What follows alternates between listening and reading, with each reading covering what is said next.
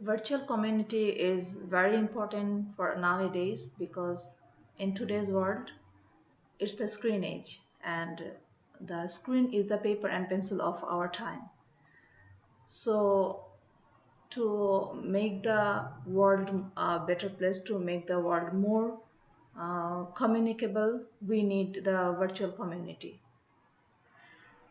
For example, we know about the Facebook, we know about the social media and how this actually influence our life and everything here.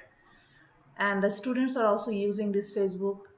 For example, in my country it's a problem because they spend a lot of time in their Facebook and they are not doing anything. For example, they are not reading, they are not doing their work properly, they are not studying properly. But if this kind of social media or this kind of virtual communication can be used in education, I think this would be a transformation or a revolution in the education of the world. Our main aim is to prepare our students for the global citizenship, and a global citizenship needs the communication across the world.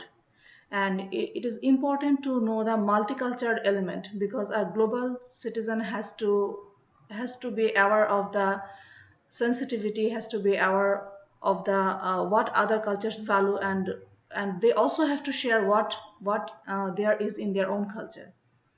So I think it's extremely important for the whole world, for the students of the whole world to know each other, because they have to compete in a multicultural platform, and that's what the virtual community is giving them. So this is a big chance, and I would say that this would be a big opportunity for the students and for even for the teachers to share their study materials, to share their ideas, to improve on something. This would be a very good platform to know each other, to share their cultures, to do things that are unknown to them. For example, I was working in the North High School for 90 hours, and I have been taught here about the student-centered learning. This is something what the other teacher can share in their own room. For example, I have a class of 100 students, and I always thought that it's not possible for me in a class like that to implement student-centered learning. But I saw that how a teacher, just with a single paper, he can tear the paper into four, and he can make the paper like red, green, blue and white, and then he can divide this paper into the class into four, and they can make four groups, and then they can interact with one another, and they can share their ideas with one another. So this is something what I learned from here.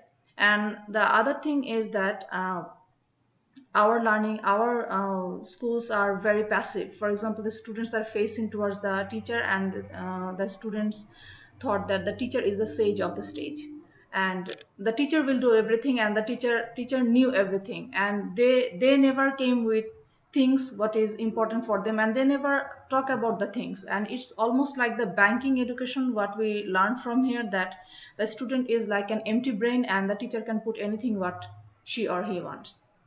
So actually it's not like that. In a virtual community, when you share your things that can enlighten you, that can make you more acceptable, more tolerant for the other cultures, and that is how you prepare your students for the virtual community. That is how you prepare students to compete into the global market, because it is not only the education, it is also the culture, it is also your tolerance, it is also your acceptability that will make you a global citizen.